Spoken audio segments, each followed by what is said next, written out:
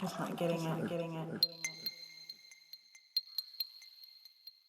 Welcome everybody out there in podcast land. The Good Times with Good People Company proudly presents the Loft Party Podcast, where it is always about good times, good people, and good talk. Good. Now that you've received your invitation, join us. Grab a cocktail, light a cigar, or whatever you like to smoke. Tell a friend, and welcome to the party. I'm your host and moderator, Rio, and let's introduce today's panel. We've got our returning champion, Chris O'Connor. He's the owner of Liquid 9 Entertainment and investments, as well as he has interests in Regal Whiskey and Office Works. We've got Ben Roberts. He is our bartender extraordinaire here at the Pendergast Club.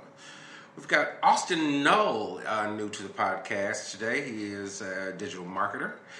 Justine Lavelle, she is a TV rep. And of course, the anonymous female, because she doesn't want you to know her name. And today, episode 53 of the Loft Party Podcast, just give Syria a Pepsi. It worked on TV, right? So, as we do with every show, we want to start with our RIPs, and here's one that I didn't see coming, but I probably should have, because he was not a young man. Don Rickles passed away this week, and so we want to send a RIP out to Don Rickles. Of course, anybody out there that's younger in podcast land, you may not know Don Rickles, but you should. He's definitely one of the kind of all-time kings of comedy. He definitely was not, I won't say necessarily the pioneer in, but he definitely was one of the finer purveyors of insult comedy. He could insult you and roast you till the cows came home. And people still seem to want to hang out and have drinks with him. Oh, yeah. God, he could lay you out, too. Oh, man. He can say some brutal stuff, too. All right, so before we get too deep, let's play a quick party game. So my first question is, and I will start... I'll start with our new guests. So I'll start with Austin, then Justine, and then I'll go around. I'll go around the table to our returning champions. Our first question is: if you could be any character in Star Wars, who would you be? I'm pretty partial to Obi-Wan. I like Obi-Wan Kenobi. He Which was one? actually decent in the prequels too. So Yes, he was like tolerable in the prequels. One of the few things about them that were, but he's just timeless. He spans it all throughout the saga. Yeah, I'll go with that. Justine? Well, when I was a kid, I wanted to be Princess Leia, but I think Yoda's pretty cool. Okay. Yoda, you will be. Okay. Chris? I will go with old Obi-Wan for the simple reason that Alec Guinness made more movie off those movies than anybody else did, because he worked for scale in exchange for 1% of the box office revenue and walked away richer than anybody but George Lucas. And didn't even want to do it. No. I was stupid. Yeah. You're like, but hey, it could blow up, right? You Take a know. little So sip. he did very well. And it looks like he made a good decision. His family thinks. Hey, Ben?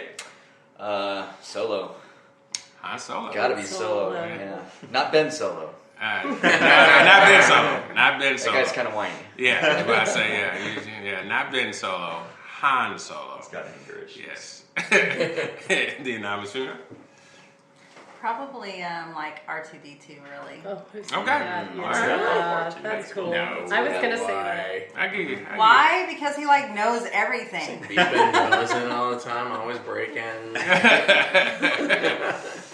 Yeah, I thought about it, and I think my default answer is always Landau Calrissian. Mm-hmm. But I'm kind of was feeling Mace Windu from the prequels. That's legit. He actually, if if you kind of follow any of the legend of Star Wars, he's actually a really powerful Jedi.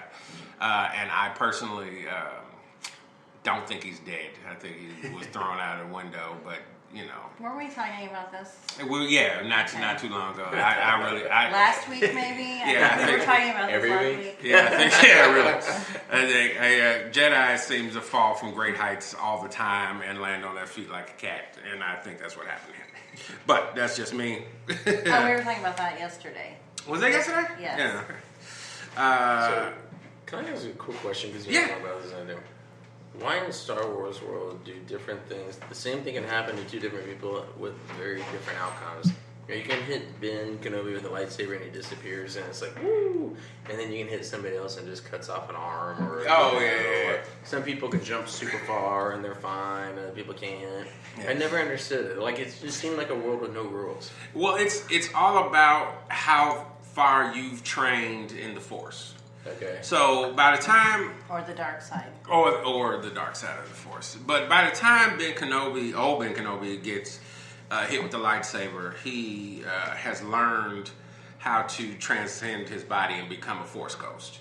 But in the prequels, when he's fighting, Did you say a force ghost or a forest ghost? Force ghost. Okay, I was like, Force would be more awesome. I mean, I know they were in the forest at the end of the movie, Yeah, but but it's a Force Yeah, ghost. you just yes. wanted to live with the Ewoks. And Exactly.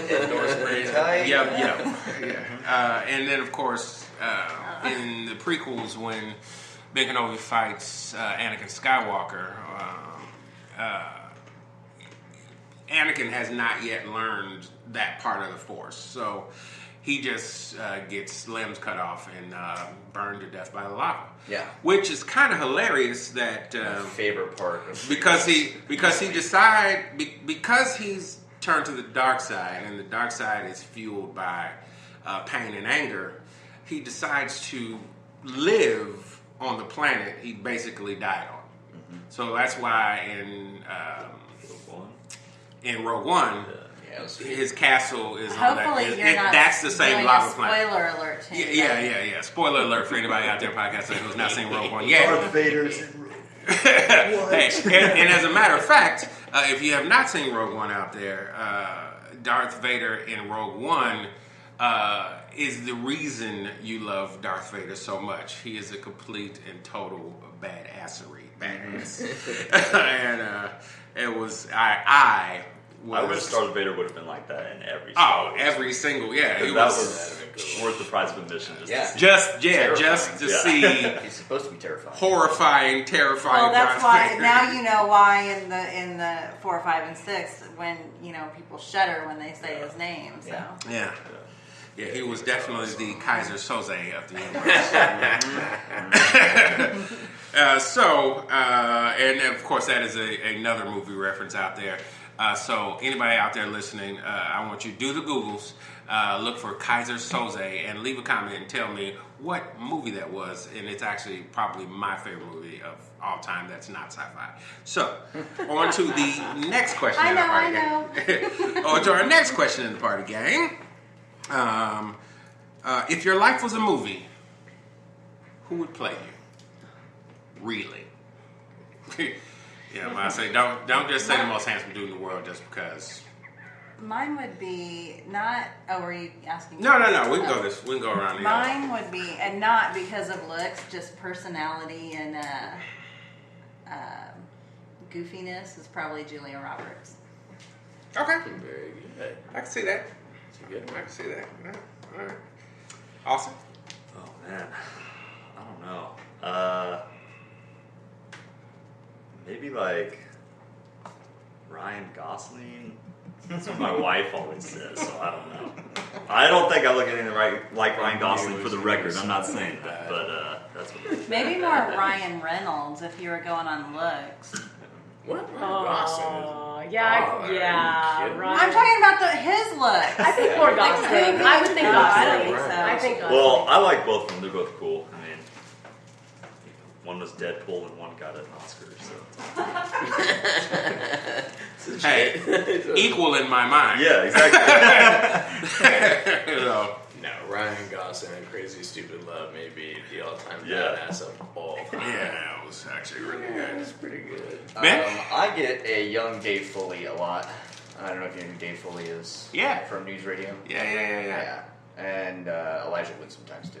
But I can see the Elijah Woods. Yeah, I can see it. I'm gonna pass on that one. No. No. I really pass. no. No I pass. know who I'd want. To Well, play who would me. you want to play? The new Wonder Woman.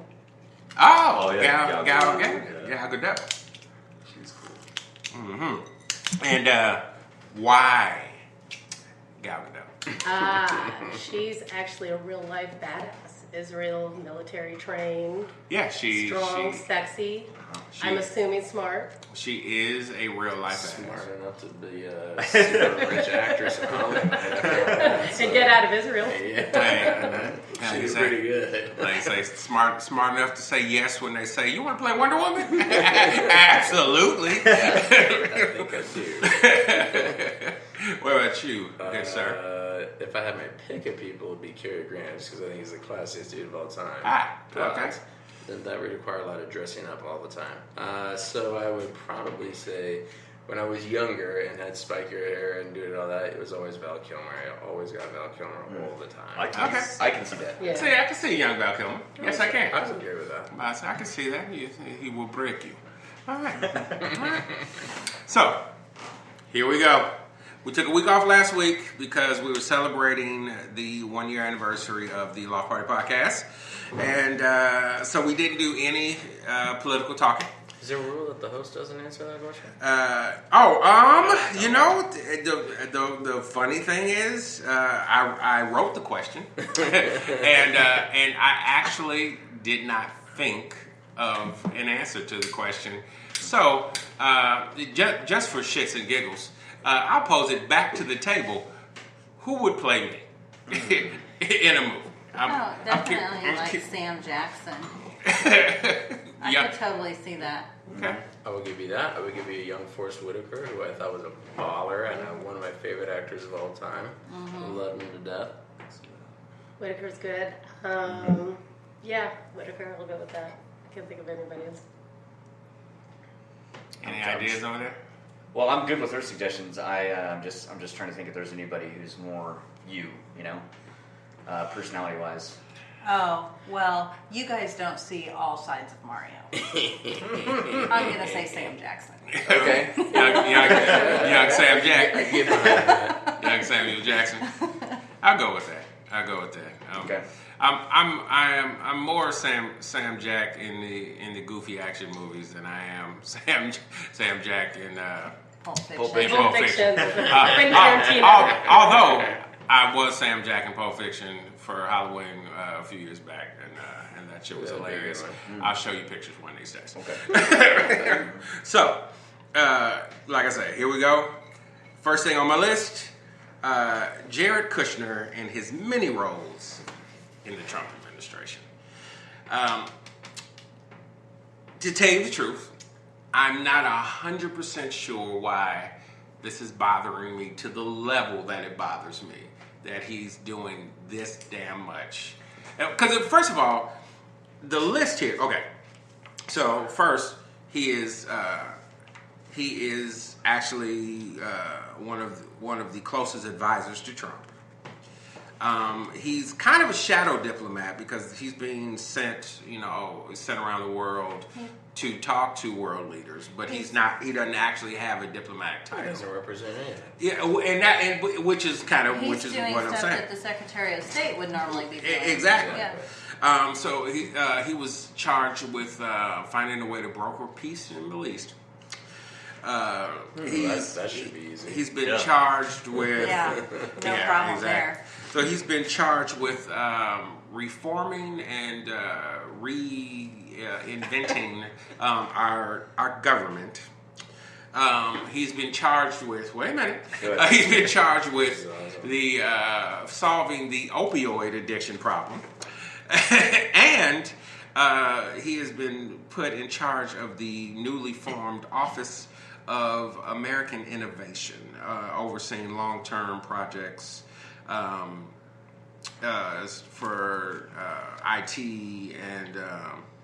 and other things of that Just nature. so stupid. It just long term. That's No, that's pretty critical. That's a massive. yeah, but long term in I mean, at the most he's going to be there 8 years. Yeah. At the most. Well, I mean, all administrations put forth long-term plans, and I'm okay with that. But most of them go to the wayside as soon as a new president comes in. Well, your first 2 to 3 years, you have almost no impact until you can get your policies in place, and they start to have an impact, and so they last past you probably the next 3 years too.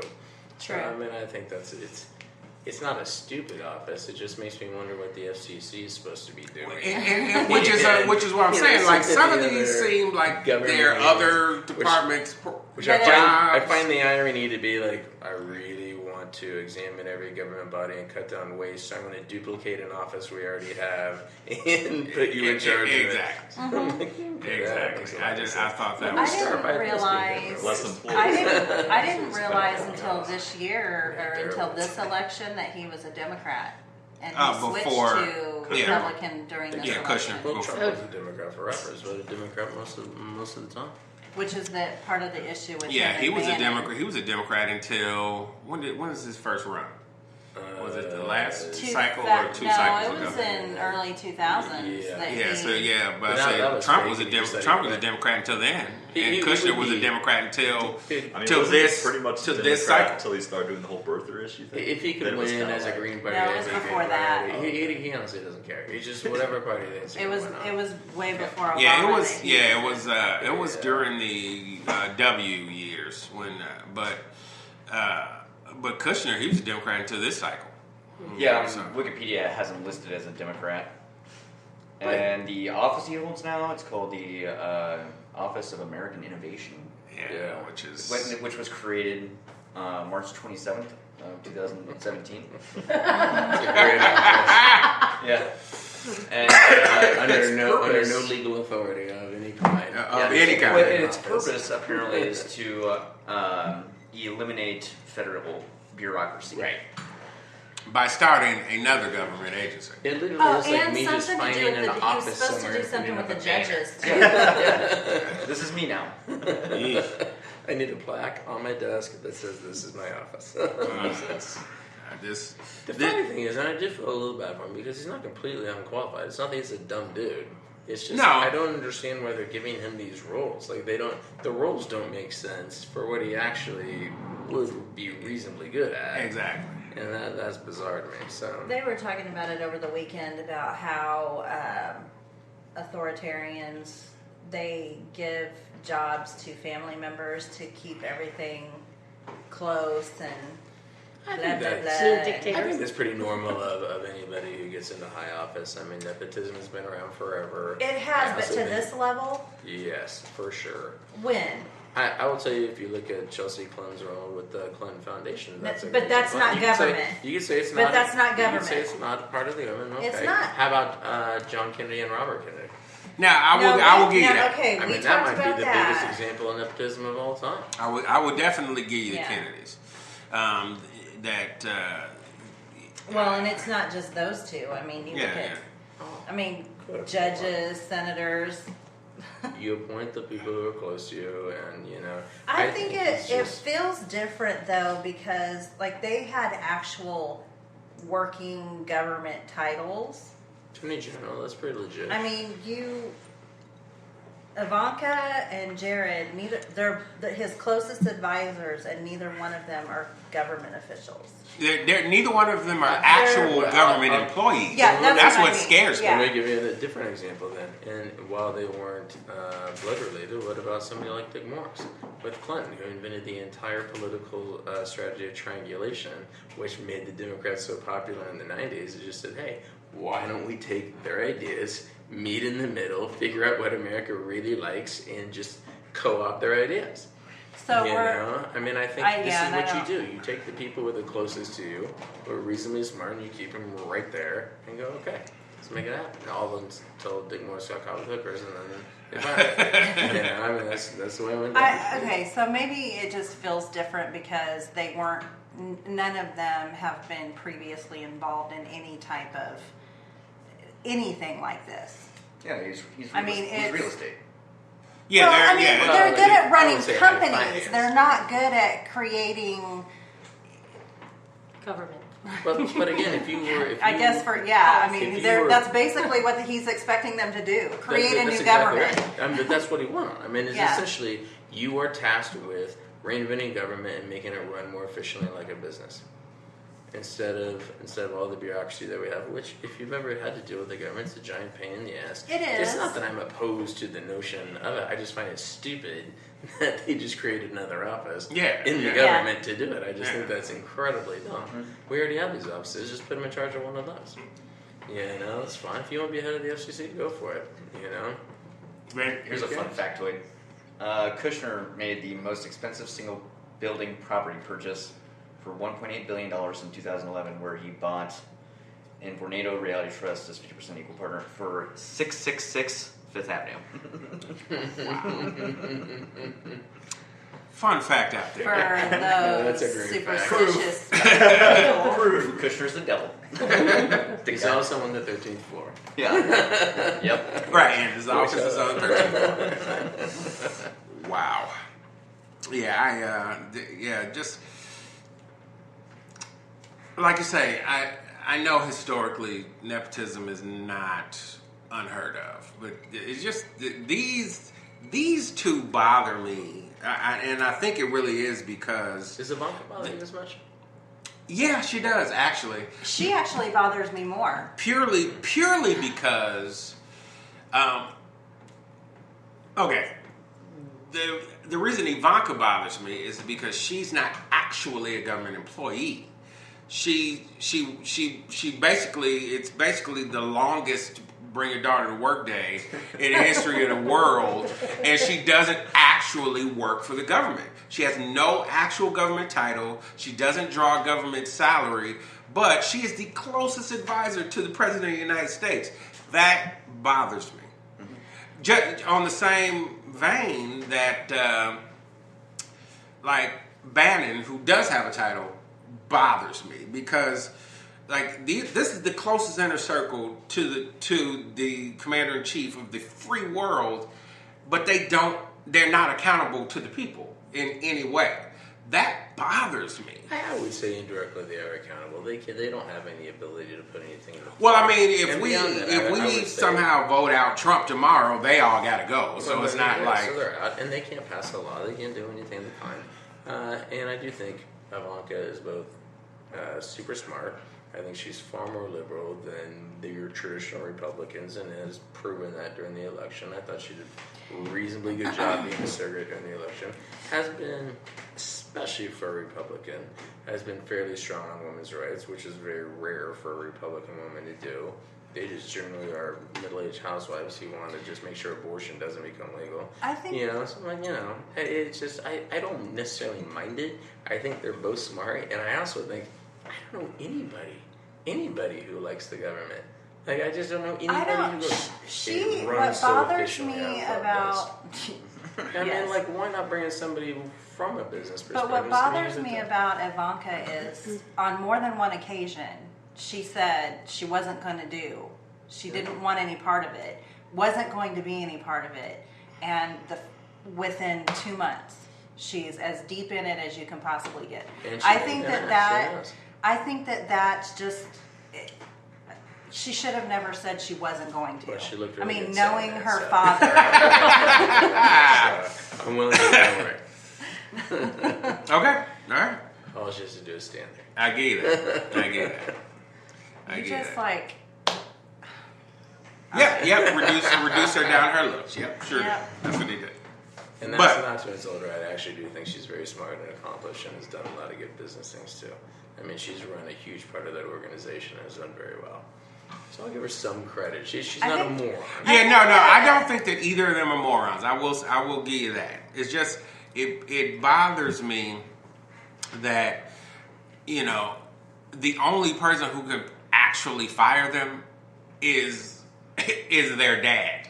Like that bothers me. That's I think what bothers me. Now, I think on the flip side, she probably knows him well enough to be able to like talk him off of the stupid ledge more often. I mean, with her not being there, can you imagine the bullshit that would be I'm even thinking, more so than now? So, I mean, there are pros and cons to it. I have an idea of things you should not to make crabbing in public. I mean, even down to, I think even down, it's further down on my list, but I think even down to the, to Bannon being removed from National Security Council. I am pretty sure that's Ivanka and Jarod. I think they probably have some say. Yeah, I'm pretty sure that's them going, Dad. You know what Bannon is to me? He's like that. He's that. Like, you're a guy who probably could easily drink too much, and he's the guy that's nonstop ordering shots and then daring you to do shit. He's like, no, fuck that, stand on your head. And you're like, yeah, I can do that. And I think they're like, Dad, he's an enabler. Like, you should not listen to him. Like, that's how I picture Bannon, and I do think in that regard they actually might be some good to have close, because they may give him a buffer from the complete idiots. Listen, I will give them some credit to living up to their principles. I mean, she turned into a very Orthodox Jew when they got married, and they are very religious. Not that that's my thing, because I actually normally would not like that. But I do like the fact that there's some principled matter involved, yes. And they're not going to put up with a lot of bullshit, even though it's her dad. It'll be interesting to see where they draw a line. Yes. You know, because they do seem like reasonably principled people to a degree. It's just I don't always agree with their principles. You know, it's just, it'll be interesting. No, that's a good way of putting it. I say, I don't always agree with their principles. I'd rather have somebody with principles that I don't agree with than somebody who has no no principles. principles in the world, which is, you know, I've been there before, so, you know. Not having principles? It's just not always what you want to be. Yeah. So, I know we've talked about this loosely before, when the last person had to recuse themselves, and it seems as if the next domino has fallen in the recusals. Devin Nunes had to recuse himself because he too is a Republican that worked for the transition team that is heading the investigation. There's still one of those guys the transition on the team. Investigation team. There's still some Republican from Texas. I don't remember his name. Oh yeah.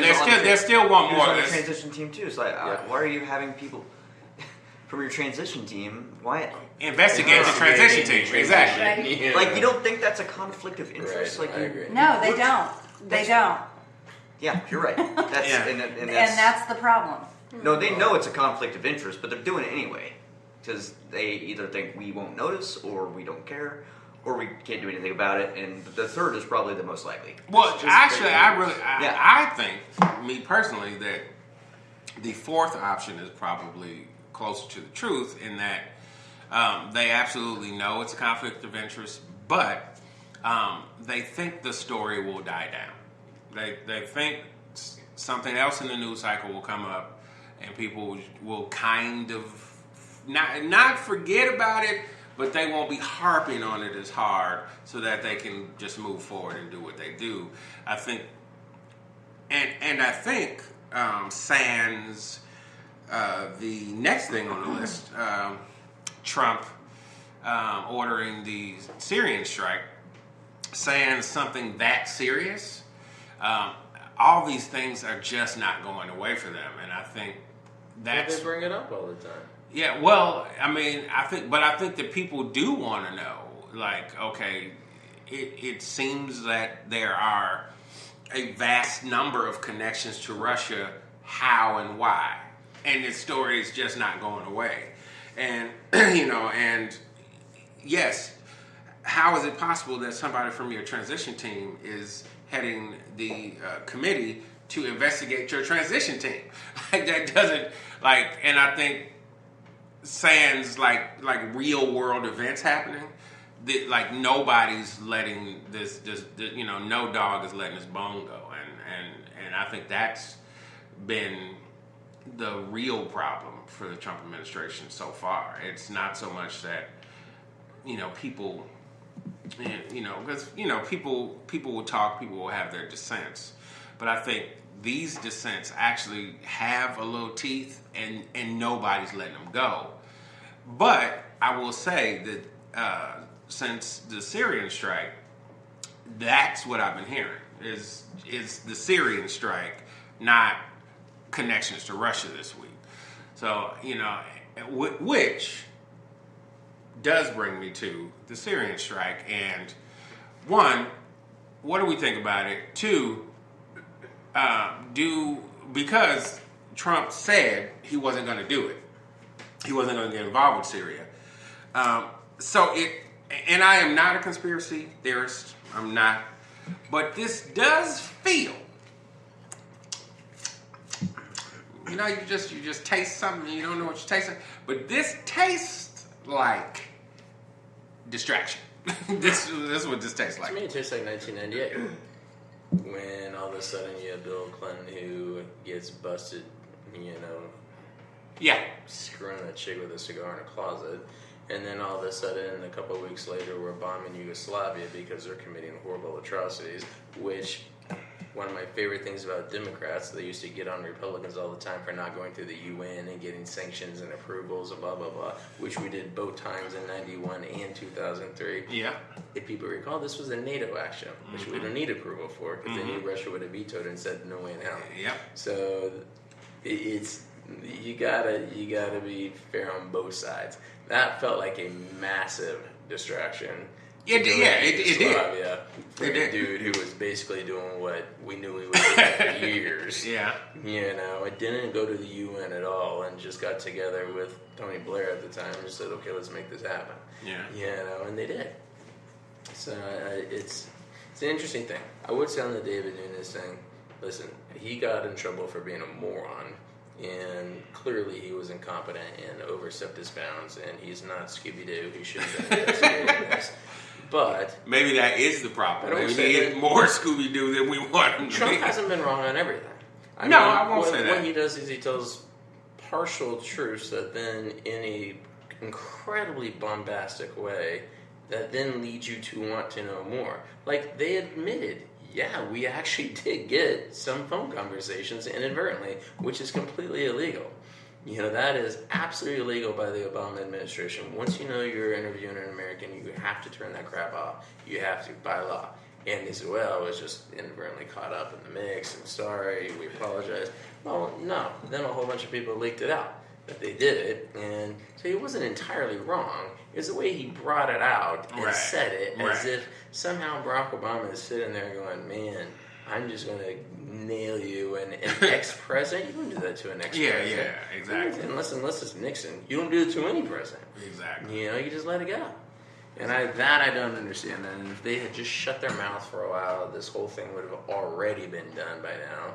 And then you have this stupid moron running around, like, sneaking in the White House and talking to people. Exactly.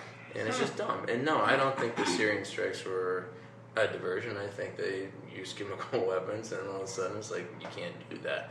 But the dumb thing about that is, they're actually our biggest ally in fighting ISIS with Russia, and all of a sudden, so it makes no sense. Yeah, so You've now pissed off Russia. You say you pissed off Syria and Russia, and you're and still Iran. going to fix ISIS. It's just so stupid. Hey, what's going on, podcasters? Let's acknowledge the good friends of the Loft Party Podcast. The Majestic Restaurant and Pendergast Club, carrying on Kansas City's tradition of great food and great jazz, 931 Broadway in Kansas City, Missouri. The J. Rieger Kansas City Distillery, whiskey, gin, vodka. That is, oh so good. And friend of the podcast and panelist, Lane Boland, managing to keep the podcast going. Apparently wealthy or not. Now onto our regularly scheduled program. I mean, it's so stupid. Well, and Absolutely Iran it is. and North Korea, and I mean, I don't know at this point Huey hasn't pissed off. What's really dumb about these bombings as well is what we spent like $90 million on the missiles themselves, and I don't know if you've seen any footage of the damage of the airfield. I want to It's know nothing. how. I want to know how you blow up an airfield and don't blow up the runway. Yeah, man, there's, I'm like, seriously? Yeah. like there's 59 missiles, It's completely and you usable. don't hit the runway Well, at all. what they would say is, and again, I don't know how they plan these things because Trump does not tell them where to shoot. I mean, True. clearly we have military commanders. 58 of the 59 hit whatever they were supposed to hit. The Russians had full warning. They were given hours worth of warning that we were doing this. Yeah. You know, so I think there's probably a little more to this story than anybody knows. I think it's pretty stupid you don't blow up a runway. Yeah, I mean, okay, so I don't know the whole thing. Yeah. I don't know it's what they were true, going but I'm for. just like, when I saw that this morning, I'm like, how It's are like they this. still able to use the runway? But it's similar to when we would blow up milk factories in Iraq, and I can't believe you'd possibly do that. I'm like, well, if you really looked at it later, all the intelligence said that they were making chemical weapons in a milk factory. That's why we blew up a milk factory. Exactly. Yeah, no, I don't know what they were doing. Yeah. I have no idea why they targeted 58 missiles in one spot. They all hit their target and only one missed. That's pretty damn good. I love that about being an American. I'm like, Yeah. damn, that's pretty cool.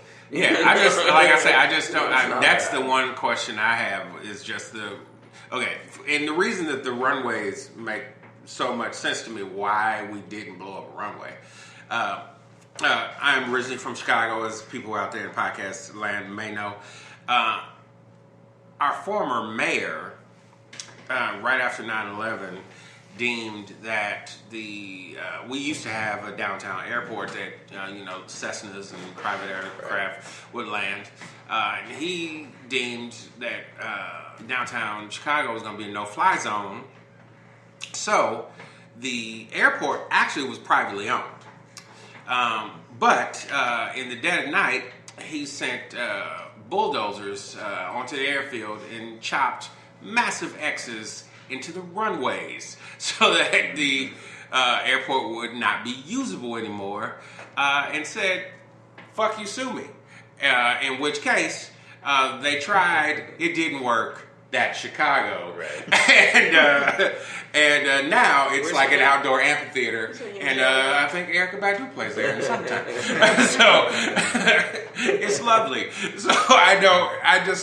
So not hitting the runways seems weird to me when the mayor of Chicago can say, hit the fucking runways, Yeah. and it happens. So obviously somebody wasn't thinking that the runway should be a target. I do wonder if it's a deal with the Russians that they just said, hey, listen, do whatever you want, make a point. We're okay with you making a point. Okay. Don't do this. We use these runways all the time, too. We're on your Now, side. okay, Yeah. okay, Like I can it's see the that. opposite. I can see that. Yeah. That would make sense. I can see that. And really, I think that's what it boils down to. These bombings where let's make a point. Yep. You can't gas your people, so we'll shoot some missiles and then we'll show you that Yeah. we'll do it. Right, we'll show you that we will do it. Yeah. Have a big fireworks explosion and then it'll be done with. Yeah. But we won't do anything for real. Yeah. And that's what I kind of wonder what happened. And that $100 million though.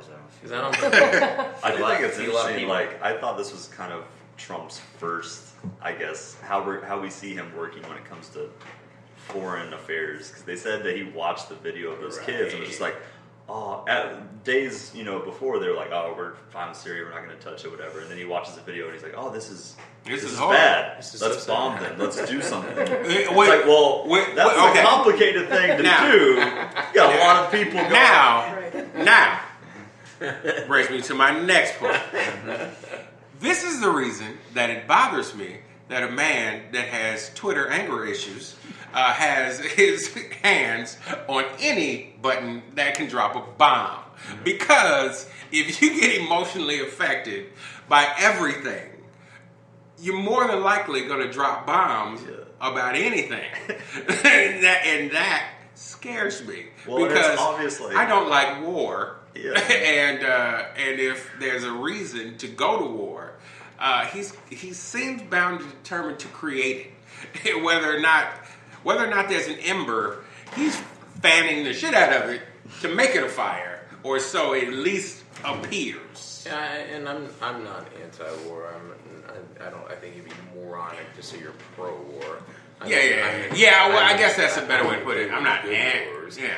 You know, and I think there have been a handful of good wars, and I also think, again, didn't start a war, just literally just gave up a big fireworks explosion and said, don't fuck with us, because that's what he said he was going to do. Right. And that's about it. And so I think probably, come on, it's Syria. They can't go to war with us. I mean, they can't lob a hand grenade outside of their own country. So, you know, there's a lot of reasons to bomb Syria. They're not very good people, but yeah. Well, it's just tricky though, because obviously Assad is a terrible dude that nobody wants in power, but he's destroying ISIS. And so then we're like, oh, that's cool, but you're also a terrible person. Right. We do this all the time. Kill you and them. Yeah. We do this. American No, I know, yeah. But Yeah, America is lousy for getting in bed with horrible people for good reasons at the time. Yeah. Sure. And then when the good reason is resolved, we're like, oh shit, you are horrible. Yeah. And then we seek to remove you. I'm just curious to see if Assad does anything else to just kind of... What can he do? Yeah. I mean, honestly... Kill more people. I don't think that's going to happen. I think the Russians probably say cut that shit out too. Yeah, no, the same way you have China going into North Korea and say, hey, stop lobbing these stupid freaking missiles off the coast because you're going to get the shit kicked out of you one day, and we're going to back off because actually our entire currency is floated on the American dollar, so cut it out. Right. You know, I mean, it is going to happen. Yeah, I know. I'm like, baby bowl cut needs to stop in North Korea. He's Baby bowl cut. I mean, he looks like a baby and he has a bowl cut, and he needs to stop. There is. I don't care how many parades he has. The problem is you're parading your entire military strength, like all of it. Like everything you own is in that parade. Stop. Like, there's no way you can pick a fight with us or Russia or China. Just stop. And I think, honestly, But with the changes Russia- in China, I think you're starting to see China back way the hell off in North Korea. Yeah. You know what? Maybe it won't be the worst thing if South Korea and North Korea united, because South Korea seems to be pretty damn good at what they do. You know, and they certainly make excellent TVs. You know, and computers and such. Maybe they'd actually be a pretty good trading partner for China. Yeah. Well, I mean, if we became one in Korea the days again. where you were trying to defend communism, great. But even China's backed off of a lot of communism. You know, they know that they have to play in a global economy. So it'll be interesting. And North Korea offers nothing to a global economy. This is very true. Very true. I don't think they want to. Well, no, one dude doesn't want to. I don't think the rest of the people even know that there's a globe outside of where they live. Right. Yeah, I mean, Actually, they get subjected to more propaganda than I think we think. Yeah, I think it's horrific. Yeah. It's horrific. Well, no, what I mean is outside propaganda too. I think Like it's people who have defected from North Korea Sure. have come and said, "Yeah, we know, we just don't talk about it Sure. because he'll kill us." Well, Yeah, exactly. That's probably true too. Yeah. Exactly. But man, I have one of the most alarming pictures in the world, and it's Google centric if you want it, but the satellite night photo of North and South Korea. Yeah. Where South Korea is Oh. lit up like a Christmas tree, and yeah. North Korea is It's just the Stone Ages. Dark. Yeah. Wow. That is alarming. Yeah. Yeah. Yes, it is. All right, so on a funnier note in real news, Pepsi. When good marketing goes wrong. So, my personal thought on the whole Pepsi thing is there were marketers and there were focus groups and all of the things separately trend well, like Kendall Jenner and protests and Black Lives Matter. Like, all of it trends well with the Pepsi audience. Here's where it goes wrong. You put everything in the same commercial. Mm-hmm. And instead of Black Lives Matter, you make the protests multicultural with a bunch of very attractive people, and then bursting through the crowd, leaving a commercial set to do so, Kendall Jenner with her bottle of Pepsi to a very attractive young cop and that saves the day. White saving What? the world. White saving the world, one Pepsi at a time. White saving the world. I'm like, what? I'm like, first, let me say, I didn't even get a chance to see the whole commercial because they yanked it so fast. But just what I did see and reading about just the it's like a good stew or good gumbo, but the ingredients didn't make soup or stew or gumbo. The ingredients were all good ingredients alone. They should not have ever been thrown into one pot. At least that's the way I look at it anyway. It was that was just that was a colossal waste of money. So they did that with their in-house marketing Yeah. team. They didn't have an outside agency do it. Oh, And- wow. Yeah, so it was I didn't know their that. it was Yeah. their in-house content creation Yep. board or whoever Yeah. did it.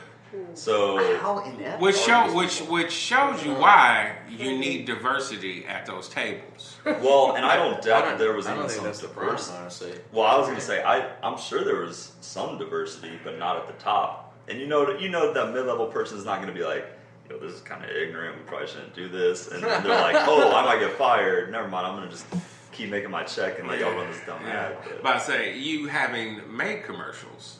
I think I was interested to I hear. honestly believe they thought this was them doing a commercial about Coke making the world sing together.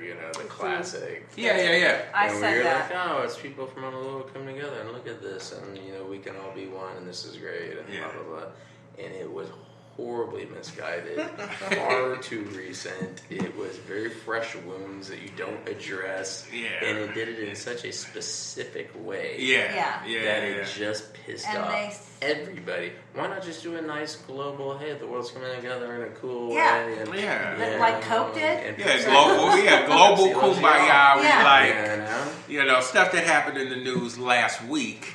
That's Too a bad fresh. idea. Well, Yeah. I don't know if you heard this, but Pepsi's actually in trouble because we heard it on the news. They actually use the actual San Francisco. San Francisco. Oh, police uniforms. Yeah, that's right. And well, didn't get permission. the logo. Yeah, and didn't their get actual permission. logo. Oh, they didn't. Well, Yeah, it's just I'm just stupid. like, that was Oh, just... no. Whoever that production company was is going to get their ass handed to them. But it's not that hard to make these types of things. There's been a lot of great global campaigns that celebrate diversity in a nice, positive way. I would say the Dove commercials for women that redefine beauty in women. and Yeah. are phenomenally successful. This is just too stupid for words. This is just dumb. This is somebody who thought they were doing that and were just very misguided. Well, I think to your point, there just wasn't that much diversity involved in the high levels. And especially in the right way. And it's like they went to Ferguson and just decided to film a commercial there. That's a terrible idea. Nobody wants Pepsi right now in Ferguson. They want you to leave us alone. Yeah, leave us There's alone. nobody actually protesting is like, oh, I totally relate to this. This is what all of my protests that I was leading were like. By the way, where's my Kickstart, man? Kickstart is not on the show. Oh, my goodness. It's just ridiculous. Yeah. It's too stupid. Yeah, I couldn't. I could not believe that from storyboard to actual finished product, nobody said this doesn't seem right. This feels wrong, right? Did you see the nobody said it. Did you see the Saturday Night Live? Yeah. It was great. I didn't. What happened? Oh, it's hilarious. It's like Beck Bennett, and he's like the creator and director of the commercial. He's They kept saying his singular vision. Yeah, and he like calls his sister. He's like, "Yeah, so I got this idea," and he explains it all, and he's like, "Oh, what? Huh? Oh, really? You think? Okay." Oh. He's like, "Well, put someone else on the Yeah, phone." put your husband on. Put The your best husband on. part was the last one where he goes, oh, yes, Put the black neighbor on the yeah, phone. you have a black neighbor, right? And he goes, so the idea is about black... No. No? Yeah. No? Don't touch it. That's stupid. and then Kendall Jenner's walking. Yeah, I'm about to do my Pepsi ad. It's like, then she tells her friend, and she's like, "It's cute, right?" I was like, damn it. I was like, this is a horrible idea. Who didn't catch this? That is one of the worst. That is one of the worst ideas in everything. advertising industry. You got to know better than that. Yeah. And I think a lot of it does fall on having being in-house production. Having an incredibly privileged person handing an attractive police officer a soda to solve the world's problems. Right. Oh yeah.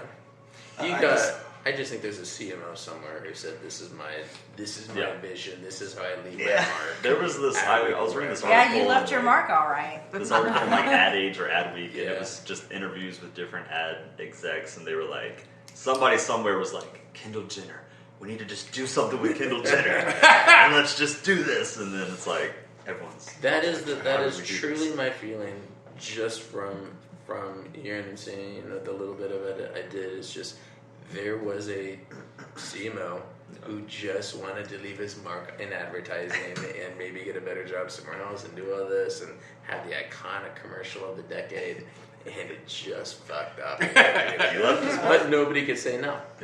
Yeah. And when your CMO is telling you what the hell to do, you're like, You know what this commercial feels like to me? What's that movie? Ben Affleck's movie. Oh, Jersey Girl. When he's a publicist,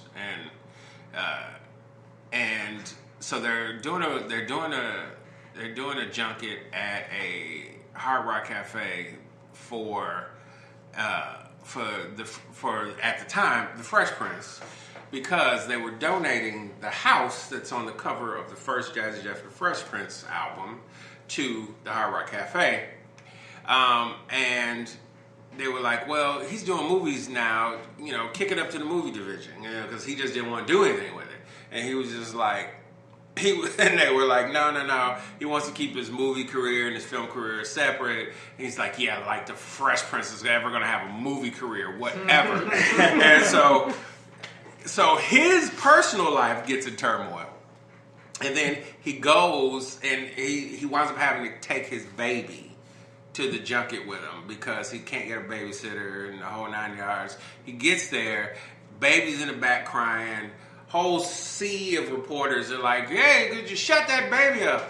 And he finally just goes ballistic on the crowd. It's just like, shut up! It's the Fresh Prince. It's like nobody's gonna remember who he is next year anyway. And then everybody's like, oh. And then of course he can never get another job in advertising ever again. He winds up driving like a tractor for his local town in New Jersey or something. And all I could think is whoever this guy is now driving the plow. Construction. He did construction. Yes.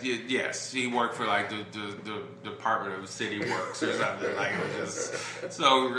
I was like, I feel like whoever this is, I feel bad because I feel that this is where their career path is going now. Like he just made a horrible decision. He's got 6 weeks to let it die down, and then he quietly goes. Exactly. All right, so last but not least, under my confirmations and allegations section, Gorsuch gets his Senate confirmation after the Republicans use the nuclear option. So, I don't even want to be the first one to talk about this, but. So let's unpack this in two parts. First, what do we think about Gorsuch getting confirmed? First, I don't care. I think he's fine. I do too. I think he's I think qualified. he'll be okay. If you just look at his resume, it's just like. I mean, he's good. He's kind of like a Merrick Garland. Like he would have been cool, What? They both would have been the exact same person, probably. And I think people forget how much of the time the nominating party who puts the justice on the court, they end up switching very quickly and don't vote that way at all. So it happens all the time. Yeah, I think once you get in that seat, a different level of responsibility falls on you. I'll tell you when I did like him was when Dianne Feinstein challenged him to say, hey, well, give me some examples of when you ever sided with the little guy of a corporation. She goes, just write it up and give it to me tomorrow. I'd love to see the list. She goes, no, I'll tell you right now. And just rattled it off cases on the spot.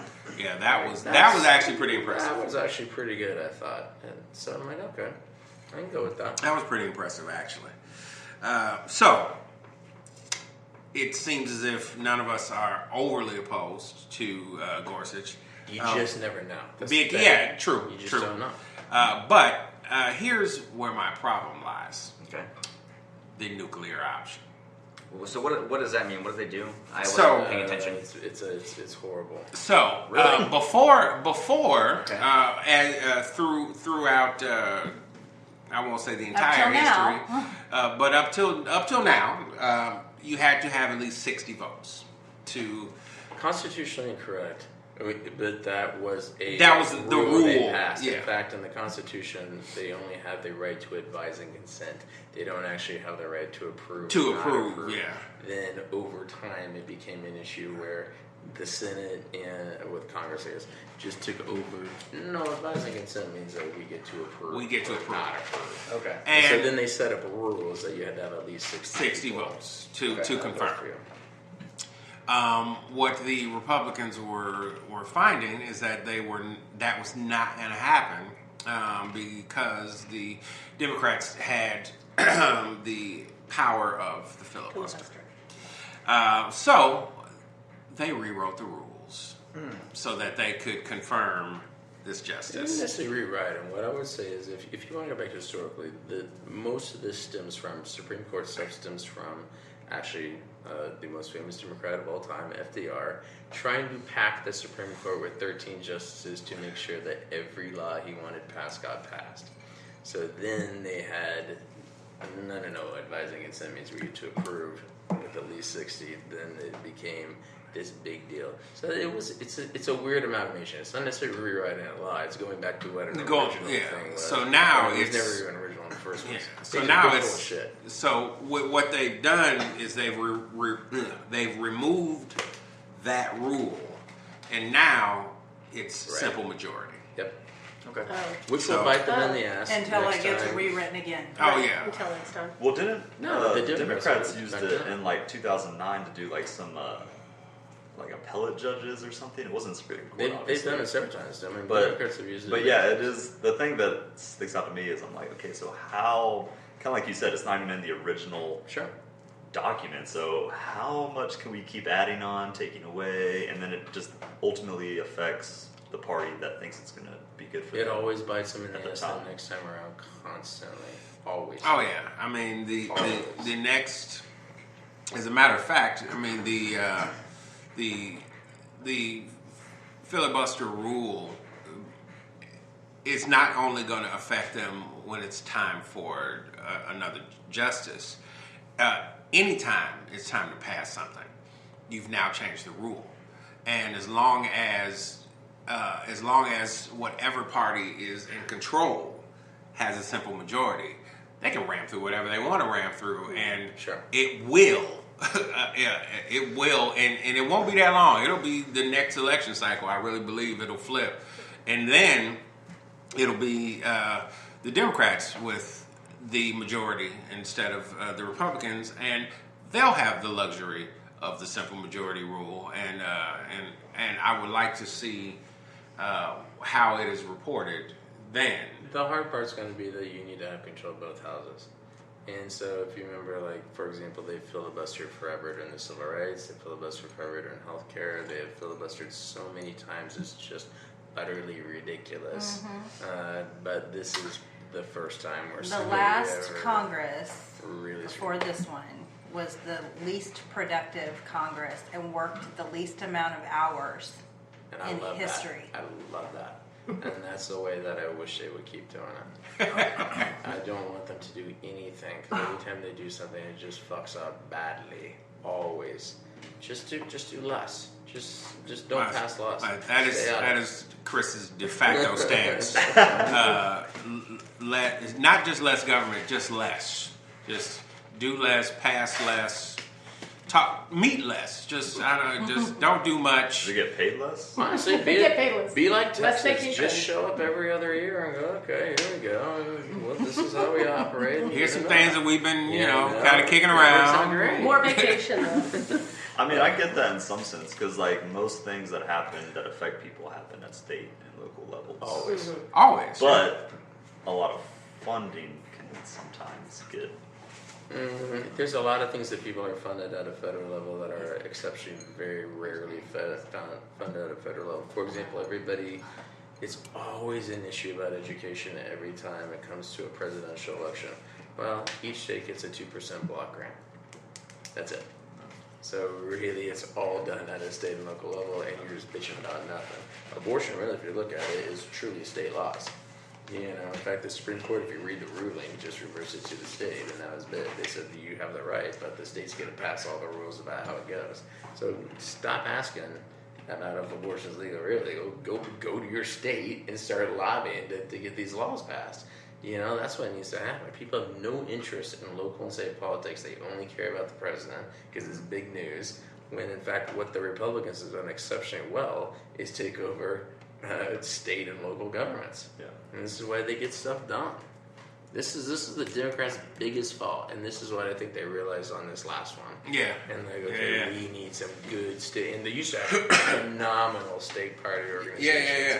But they were always led by crime bosses. Yeah. And so then they kicked them out. I wish they would go back to being led by crime bosses. I loved crime bosses, and I wish they should just go back to it. Hey, look, it would be great. Look, I've said before, and I'll say it again. Being from Chicago, it's always been amazing to me. Chicago is a super uber Democratic stronghold. It will probably always be, and just about every governor of Illinois winds up going to prison. But it's stunning. But the last 5. And I always used to joke about it, but it's so true. They were all gangsters, but they really were gangsters for the state and for the city. They, like the mayor saying, fuck you, sue me, and cutting huge X's in the runway at the private airport. He knew he was going to get sued for it, but he really truly felt that having a working airport that you could fly over downtown airspace was a bad idea post 9/11.